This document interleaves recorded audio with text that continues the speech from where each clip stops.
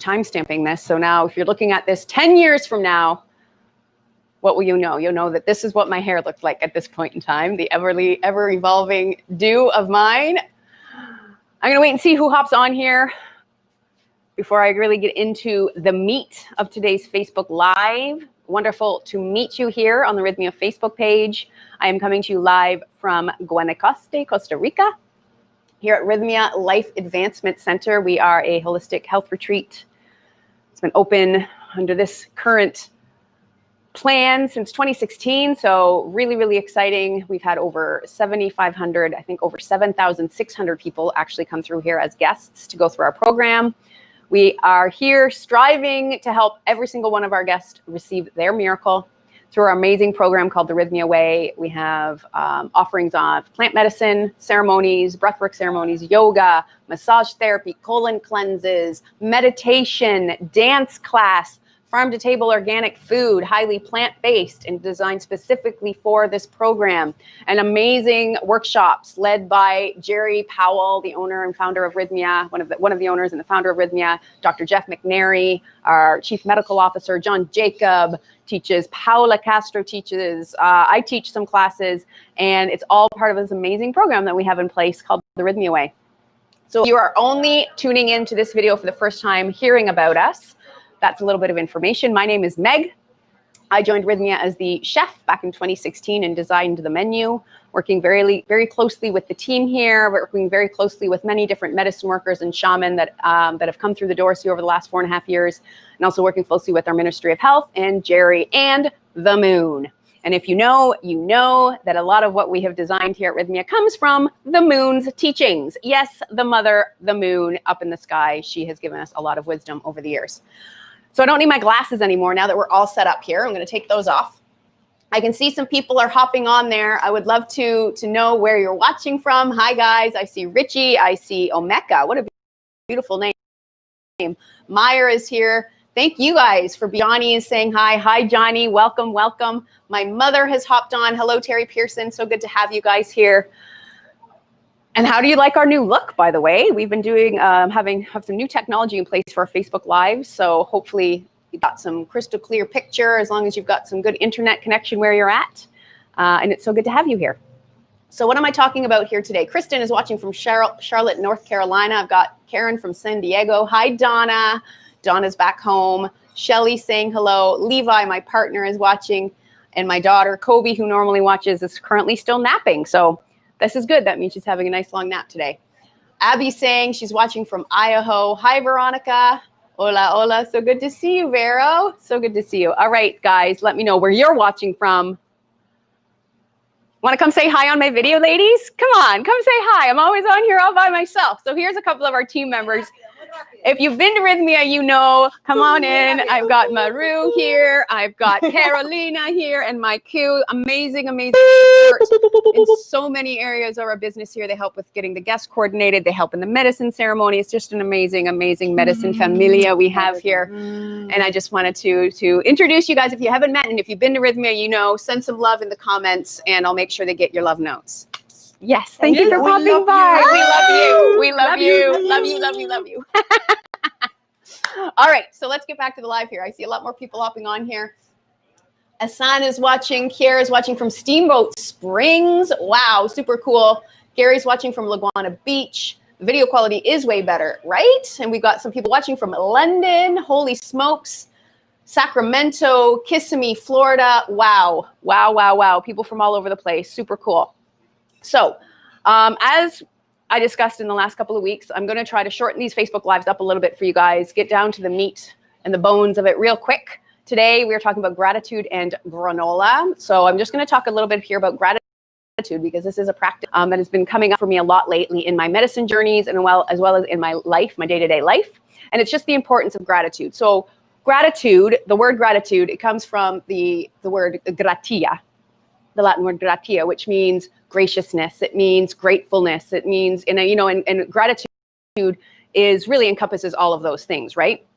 And there's been so much scientific study about how it benefits just living in gratitude or having some sort of gratitude, how we acknowledge in life. As human beings, inclined to focus more on the negative or the threats in our mechanism for us to survive. Pay more attention to the not so ideal things in life to keep us safe as part of this human species is to actually make this a practice. More attention to the good things in life. It doesn't ignoring the tough. We're paying more attention than we naturally would have in life. I think I mentioned on my Facebook last week that my partner and I have been trying to get into habit, instead of rolling over in the rotten, and saying, what are you grateful for today? And starting the day, our words out in the universe, super water, it's our health, comfortability of our bed sheets, the lingering smell of Palo Santo incense as it was burning in our house the night before, or gratitude for fresh coffee. Like, it doesn't need to be big, extravagant, deep thoughts in order to have a gratitude practice. And having a gratitude practice can mean anything. It can mean seeing on what you're grateful for in visualization when you're doing meditation practice. Or what I like to do outside of just discussing that with my partner is having a gratitude journal. And that's just a notebook that I keep in my bedside table, that, the mornings that I remember and that I really want to sit with my gratitude, is I get that journal out and I actually write down 3 to 10 things that I'm grateful for. And that not only does that let me bask in those good feelings, but it actually puts it out into the universe, because gratitude needs to be precise. Some of the scientific research that's been done, you can't just be, oh, I'm thankful for this and this and this, and then move on from it. Putting it out there into the universe in some way is part of the package. It's part of the way that we receive these positive benefits from this practice. So being really specific about what it is you're grateful for, like instead of just saying I'm grateful for my health, saying I'm grateful for the strength that my body gives me so that I can chase my children around. Being very, very specific about it is important, and also putting it out there somewhere. And it can be either in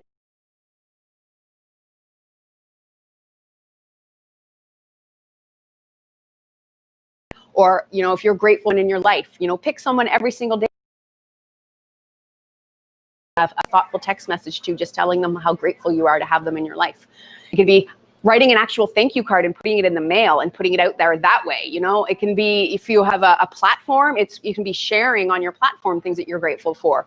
And even putting out there things that you're grateful for that is highly likely that other people are also grateful for. So putting it out there and being really relatable with your gratitude practice is also, really, really helpful. And there's a lot of ways that gratitude helps us, aside from just giving us good feelings. Like, there is some neurochemical reactions that take place when we practice gratitude that actually improve our mood and our energy levels. But it's also really good for giving, it gives us resilience. It helps us combat stress. It helps us sleep better. It helps us strengthen social relationships. It helps us lower our blood pressure. Like, there's so many great things about gratitude. So having a gratitude practice in your life is super important. It's one of the easiest things we can do. Here at Rythmia, we always talk about having a practice. And a lot of people assume that means yoga or Tai Chi or a very strict meditation practice or something. But having a gratitude practice is more than enough to keep you connected to yourself, your spirit, and the rest of the world in a really potent way. So gratitude and grace, someone's just asking, are they related? And I think yes. I mean, gratia, the Latin word, where these words are, gratia, the Latin word that gratitude stems from, has many different meanings. It means grace as well as gratitude. And what is grace? There's many different definitions. It's my daughter's middle name, for one thing. It's tattooed on the back of my neck for another, but this was actually the name that I got, the word that I got tattooed there, not the name, because earlier on in my life, the year that my father, before he passed away, I was acting in a very ungraceful way around everyone in my life, families, and my family especially. I got this tattoo the day after I was at an Easter get-together where my father was there and he was sick and I couldn't stand to be there seeing him. So I got really, really drunk and then took off early. And the next day I realized, and I was feeling so much shame and guilt about that I was like, geez, I want to live with more grace, and I want grace to be by my side and following me and having my back from now on. So that's why I got that tattoo there. But it's all, grace and gratitude and flow, they're all very, closely linked. And having a practice in, all areas, connecting to grace, where they're speaking about the grace of God or just the grace of the universe and its splendor. It's they're all, I think, deeply, deeply linked. So that's what I have to say about gratitude. Like I said, you know, just being really consistent with it is really important also. So, you know, don't just, if you're going to have a gratitude practice, try to do it every single day. You can even do it in the mornings, and you can do it at night before bed. You know, in the morning, thinking about immediately what you're grateful for when you wake up. And then at night, what are you grateful for from that whole day? Like through that last 24 hours, what have you been grateful for? You know, let's turn up the volume on our feeling good. And it's a really, really, really simple tool. So what am I going to talk to you guys about here recipe-wise? Grawnola. Coconut water. Granola, so raw granola. This is a recipe, a version of a recipe that I've been making for a decade. And it doesn't involve any oven. So if you're like me and you're in a place that's super, super hot and you don't want to fire up an oven, this is an ideal recipe. What I'm going to use is I'm going to use Drader today. You could use an oven on a super low temperature. A lot of ovens go lower than 200 degrees Fahrenheit now, so you could do that. Or you could just bypass the drying or the baking process altogether and eat this raw. And it's super easy. I'm just going to show you guys all the recipes here, all the ingredients. I have this is a brand new food processor. So it's a little bit stiff. And I've got it here fitted with my S blade. So it's, you know, I take it for granted that I know exactly what blade I always want to use in all these types of machines, but people often ask me. So this is my S blade because this is just going to help process this all up and chop it all up. So you can mix and match your nuts and seeds that you're going to use in here. Shelly says, I need a gallon of your chia pudding. So chia pudding, I did that in September on one of my Facebook Lives, if you're curious. This is a chia coconut banana-based pudding that we serve here on the menu every single morning at Rythmia. One of the easiest dessert recipes. I did it on one of my September videos, if you want to look back in the archive, how to make that. So what I've got here is some brain walnuts. Oh yeah, I guess I can hold those out. So walnuts, and I'm a huge believer that a lot of foods look like, you know, what they're good for. So look at these. We all know walnuts, they look like brains, and they're really good for our brains because they're full of omega-3 fats. So I love to use walnuts whenever I can. So I love walnuts, and I'm just dumping all of this stuff into my food processor. And I'm going to use a variety here. You can swap things out. So I'm using walnuts, and the second thing I'm going to use here these are slivered almonds because that's what I had. I had a whole bunch in the refrigerator today at home that I wanted to use up. So slivered almonds, I'm going to put in about 1.5 cups of those, just dumping them in. Again, you could swap those out. You could use Brazil nuts and pecans if that's what you had handy. Then I'm going to add in some cashews. So these are not technically raw because these are toasted cashews, but I like the flavor, and I'm not going strictly raw here, so it doesn't really matter. And I actually digest not raw nuts a little bit better. So I'm going to toss those in. This is about 1 cup's worth. So that's what I have handy for nuts. Again, if you can't eat nuts, or there's certain nuts that you need to swap out, go ahead and do that. Next, I'm going to add in some seeds, and you could substitute out some of the nuts in this recipe for seeds. So here I've got some raw hulled sunflower seeds. This is about 1 cup's worth, 1.25 cups. So I'm going to toss that whole bit in. Yum.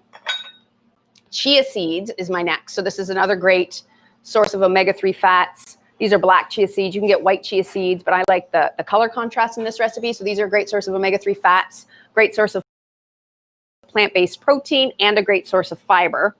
And they're good for keeping you regular. So I'm going to put in about 3 tablespoons. Need a ton of those. Next up, another seed, and I'm going to actually put this in here so you can see. Not that we don't know what these are.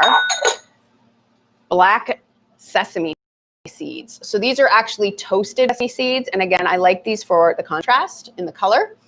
So it's going to make a really pretty finished product. So I'm going to dump about, again, 3 tablespoons of these seeds in there. And the reason I use such a wide variety in this recipe is a wide variety of nutrition. And each one of these seeds is good for different reasons. I'm not going to get into all of that here today, but you know, sesame seeds, for example, great source of plant-based calcium, right? So we're just mixing things up. One of my favorite all-time ingredients for any sweet recipe right now, which my mom would laugh about, is coconut. Because when I was growing up, I would not eat anything with shredded coconut. I hated coconut, and now it's like my absolute favorite thing, and I use it all the time. Funny how our tastes change in adulthood. So I'm going to put this in here. This is about 1/2 cup. I mean, rich. This is a rich, rich, rich dish here, guys. And then for sweetening and for binding this all together, I'm going to add in some raisins. Now, you could use dates, Down here in Costa Rica, dates are quite expensive, so I like to substitute raisins for a natural fruit sweetener. So I'm going to use that here today. I'm going to just dump that in. It's a little bit more, I'm putting a bit more raisins in than I normally would because I put a bit more nuts in than I normally would. A couple more flavors. So this is honey. You could swap out honey for maple syrup, but I'm going to put in I'm going to start with about a half a cup of this. Look at, oh, it's liquid gold. So high in vitamins and minerals. You want to get a good raw honey for this. So delicious. And it just imparts a special flavor, right? Honey over some other sweeteners. So I'm going to put in about a half a cup of that. Wow! I poured it out the other end, so there's a little more than I anticipated. Let me just rinse my fingy here.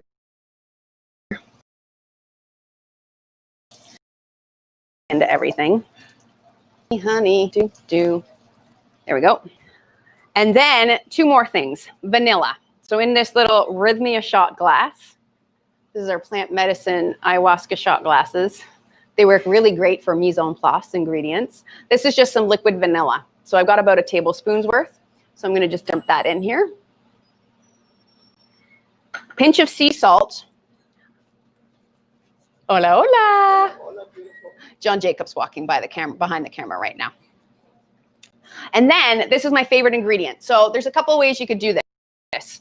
You could do oranges, which these don't look like oranges, but these are our local oranges here that grow in Costa Rica. They're quite green, and then as they become almost too ripe, they start to actually turn a bit more yellow in color. You could also use grapefruit, but I'm actually going to save this grapefruit and have that with my breakfast tomorrow. So today what I'm going to do is I'm going to take one of these oranges and I'm going to just take my rasp, so my microplane. You guys see me, I use this all the time here. It's great for mincing garlic, mincing ginger, grating chocolate, grating nutmeg. And I'm actually going to just use this to get some of this orange peel right into my food processor here, so I can get some good orange zest. And it is going to impart a little bit of a green color, which is kind of fun. Very festive, actually, when you think about it, some of the flavors. What I could put in this, some cinnamon, which would be really, really good. Good with this because of the orange flavors that we're going to impart. But I'm going to basic this afternoon. So I'm going to use most of the zest from this whole orange. And this is where the flavor is at, right? Like, we're going to get a good amount of flavor from the actual juice, but the real zing comes from the zest. So I'm just going to take my knife here. I'm going to cut through here, and you'll see the orange is actually nice and orange on the inside, not seedless. We don't grow them seedless oranges down here in Costa Rica. So what I'm going to do now is I'm going to bring this over and I'm just going to squeeze this using the best tool that I have, which is my hand as the strainer. And I'm just going to use that to catch the seeds. So my hand's going to catch the seeds. The juice is going to, this is a good juicy one. I don't know if there's anything better than freshly squeezed orange juice. My mom and I were in Florida in 2012. Was that, Mom? March of 2012? It was the year after my father passed. I'm going to do the other half here too. And my father had a convertible that he bought the year he got sick. He never really got to drive it much. So my mom and I took it for one last big long haul road trip, and we drove it from southwestern Ontario all the way down to Florida. Then we spent a couple of weeks down in Florida, and every morning had fresh squeezed orange juice, because where we stayed down there was right on an orange grove, essentially. So that was the best. Whoops. Okay, did I already put salt in there? I think I didn't. I'll put another pinch in, because I like sweet and salty. So if it's a bit salty, that'll be fine. And then we're going to make some noise here. I'm just going to put my lid on my processor, click that into place, and then we give her a go.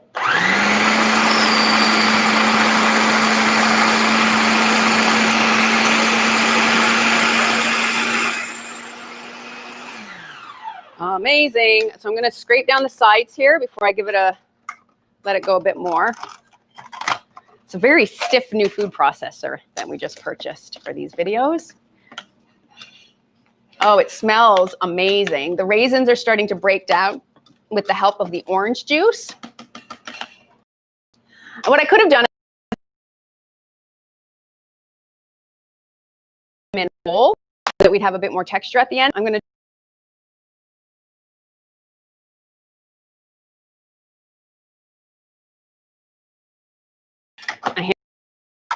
what you can do here is you can store that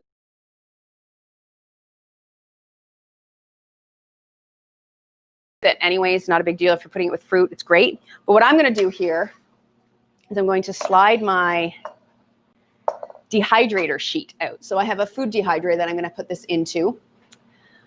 So this is just a regular old dehydrator sheet here, and I'm putting on a non-stick piece of plastic. And I'm just going to scrape this out. Whoops. And I'm not going to, well, I might be able to fit it all on here. And I'm going to put this in the dehydrator overnight. I'm going to start the dehydrator at about 145 degrees. So not super, super hot, but hot enough that it's going to just give it a good kickstart. And then I'll turn it down. So I'll put it on high for about 5 hours. And then when I go to bed tonight, I'll turn it down to about 110 degrees Fahrenheit and just let that dry. And we just want to cut some of the moisture in this so that it becomes just a bit more sticky. Get some crunch back into these nuts and seeds. And then I'm not going to let, like I said, I don't want it to go super, super completely dry, but it's going to allow us to have a really nice, chewy textured granola at the end of the day. So, yum. Look at that. So good. So, so good. Here, I can hold it for you, Stefan. So you can see the good texture. You can see how there's good little chunks of nuts and seeds in there.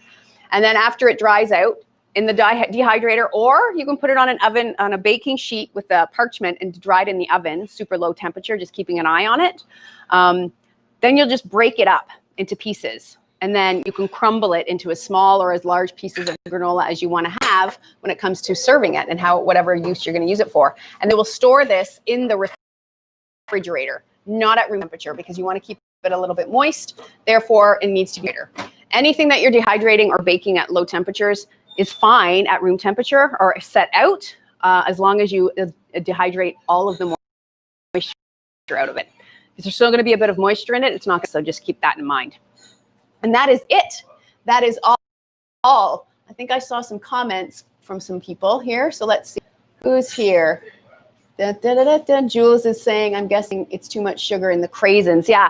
So some packaged foods, that brand in particular, because they are cranberries, they're super sweetened, right? So that they can be more palatable for more people. I think you can buy unsweetened dried cranberries, which would be really good and add a really beautiful to it. You could do dried blueberries, dried strawberries. You could throw in any dried fruit, and that's just going to help bind it together so that as it dries, it's going to stick together. Your son is saying, who's John Jacob? Oh, you know, John Jacob, JJ. He does 2 Facebook Lives here for the Rythmia team every single week. He's one of our team members here. Shelly's laughing and saying that when she drank from her shot glass, it definitely wasn't vanilla in it. Very, very different.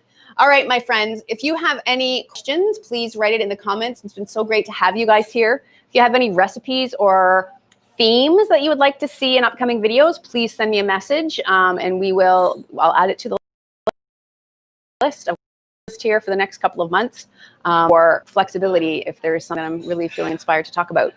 That is it. That is all. Please share this with anyone that you know that might benefit, anyone that needs to know a bit about Rythmia, or anyone that would benefit from raw recipe in their world. And until next week, enjoy the rest of your Sunday. Enjoy the rest of the week. Don't forget to tune in for the rest of the team. Dr. Jeff will be live tomorrow night, and Jerry will be live on Tuesday, among many, many others. Have a beautiful, beautiful day. Love you. Ciao.